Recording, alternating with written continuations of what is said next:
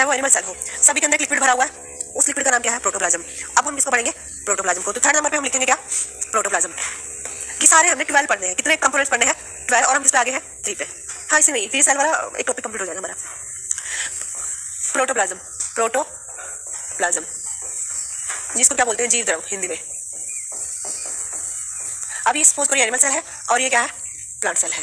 ठीक है, अब इन सभी में क्या फिल है? एक लिक्विड भरा हुआ है। ठीक है, ये जो लिक्विड है, ठीक है, इसको हम क्या बोलते हैं? ये होता है प्रोटोप्लाज्म। ये सेल का, सुनो जरा, ये सेल का लिविंग पार्ट है, living and liquid part of the cell. अगर इसको निकाल दिया जाए तो सेल की डेथ हो जाएगी। सेल इसके बिना कुछ भी नहीं। It's a living and liquid material of the cell. ये क्या है? इट्स अ लिविंग, ये कोशिका का कैसा पार्ट है? ये सजीव, साथ में कैसा है? ये लिक्विड कंपोनेंट्स। ये कोशिका का लिविंग और लिक्विड पार्ट है। ये सजीव तथा तरल भाग है। जितनी भी रिएक्शन होने वाली है वो सभी किसमें होंगी? इसी में ही होंगी, प्रोटोप्लाज्म में ही होंगी। ठीक है, वो सभी की सभी इसमें होने वाली है प्रोटोप्लाज्म में। All the activity held in protoplasm. जितनी भी एक्टिविटी होंगी, जितनी भी रिएक्शन चलेंगी वो सभी कहाँ पे होंगी? प्रोटोप्लाज्म में होने वाली है। समझ गए यहाँ तक? प्रोटोप्लाज्म की डिस्कवरी किसने की थी? एक साइंटिस्ट, पुरकिंजे, क्योंकि फेमस है ना। हार्ट के अंदर जो फाइबर होते हैं ना, वो भी तो इसी ने बताया था। हमारे हार्ट में फाइबर होते हैं, पुरकिंजे फाइबर, इसके नाम से ही पुरकिंजे एक साइंटिस्ट का नाम है जिसने इसके बारे में बताया था। ठीक है, जितनी भी एक्टिविटी है सेल के अंदर वो सभी किसमें होगी? प्रोटोप्लाज्म में होने वाली है। ठीक है, यहाँ तक हो गया? अब समझ रहा, एक्चुअली में अगर हम बात करें कौन सी कलर की दिख जाएगा, चलो ठीक है। अब समझ रहा, अब इसमें हुआ क्या? अब सुनो एक बार जरा, प्रोटोप्लाज्म की यहाँ तक स्टोरी समझ में आ गई है। अब सुनो, अगर मैं यहाँ पे बता दूँ, यहाँ पे एक पार्ट होता है जिसका नाम होता है न्यूक्लियस। ठीक है, नहीं दिख रहा है? कौन से जाए? हाँ वाइट ले लेते हैं, हाँ ये सही है। अब सुनो जरा, ये मैंने एक स्ट्रक्चर बना दिया जिसका नाम है न्यूक्लियस। यहाँ पे भी एक स्ट्रक्चर बना दिया जिसका नाम है न्यूक्लियस। पर न्यूक्लियस के अराउंड भी एक डबल मेम्ब्रेन है जिसको हम क्या बोलते हैं? Nuclear membrane. यहाँ पे भी डबल मेम्ब्रेन होगी जिसका नाम है न्यूक्लियर मेम्ब्रेन। ठीक है, अब एक चीज को ध्यान से देखो जरा, जो लिक्विड था वो 2 पार्ट्स में डिवाइड होगा। समझ लो, कुछ लिक्विड न्यूक्लियस के अंदर चला गया और कुछ लिक्विड है जो टोटल लिक्विड में से कुछ लिक्विड पार्ट न्यूक्लियस के अंदर है और कुछ लिक्विड न्यूक्लियस के बाहर है। तो इसलिए क्या होता है, क्योंकि आप बहुत बार पढ़ते हो कि रिएक्शन साइटोप्लाज्म में होगी। ठीक है, ट्रांसक्रिप्शन न्यूक्लियोप्लाज्म में होता है, जैसे हुआ था कि ट्रांसक्रिप्शन कहाँ पे होता है? न्यूक्लियोप्लाज्म में, साइटोप्लाज्म में, इस टाइप से। ठीक है, तो इसलिए ये जो पार्ट था, ये जो लिक्विड था, ये फर्दर कितने पार्ट्स में डिवाइड हो जाता है? 2 पार्ट्स में। अब जो न्यूक्लियस के अंदर है उसको बोला जाएगा न्यूक्लियोप्लाज्म, और जो न्यूक्लियस के बाहर जो आपको ये दिख रहा है बाहर, ये क्या है? साइटोप्लाज्म। समझ गए हो? ये लिक्विड मींस ये जो प्रोटोप्लाज्म है ये फर्दर 2 टाइप्स में डिवाइड हो जाएगा, न्यूक्लियोप्लाज्म और साइटोप्लाज्म। जैसे आप बुक्स में कई बार पढ़ोगे ना, आपको लिखा मिलेगा कोशिका द्रव, जीव द्रव, है ना, की रिएक्शन प्रोटोप्लाज्म में हुई। कई बार आपको लिखा मिलेगा रिएक्शन साइटोप्लाज्म में हुई। Cytoplasm is the part of protoplasm. समझ गए ना भाई? दोनों मिलके क्या बनाएंगे? अब चाहे मैं ये बोलूं कि रिएक्शन प्रोटोप्लाज्म में हुई, चाहे मैं ये बोलूं कि साइटोप्लाज्म में, बात वही है। समझ गए ना कि जो न्यूक्लियस के अंदर वाला लिक्विड है ये है न्यूक्लियोप्लाज्म, केंद्रक द्रव के नाम से जानते हैं हम इसको, और इसको कोशिका द्रव।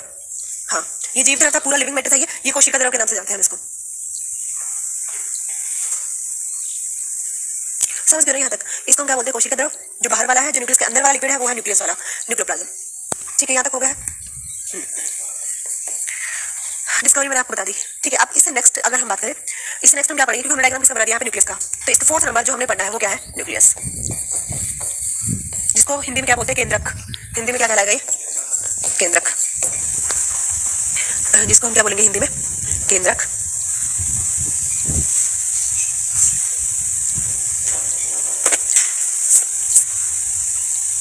ठीक है, ये दोनों में दिख रहा है आपको। अच्छा, अब तक जो पढ़ा हमने सेल वॉल के अलावा सब कुछ दोनों में था, प्लांट सेल में भी और एनिमल सेल में भी।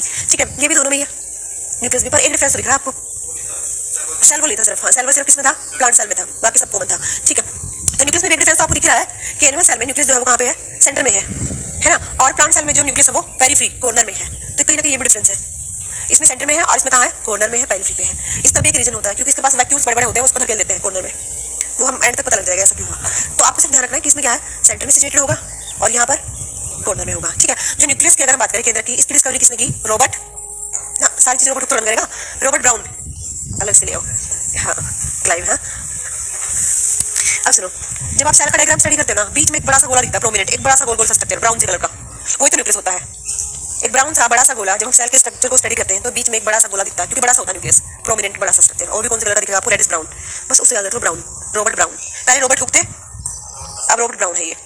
ठीक है, प्लांट्स और एनिमल दोनों में होता है ये, है ना, ये तो आपको दिख रहा है, अकर इन बोथ, है ना, प्लांट्स एंड एनिमल, ये दोनों में ही मिलने वाला है आपको, प्लांट्स में भी और एनिमल्स में भी। हैविंग डबल मेम्ब्रेन, इसके अराउंड कितनी मेम्ब्रेन है?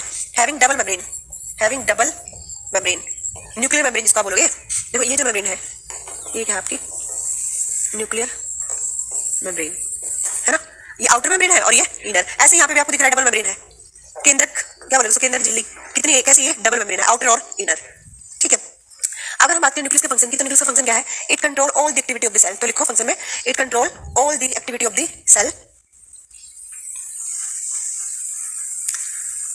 it control all the activity of the cell, so it is called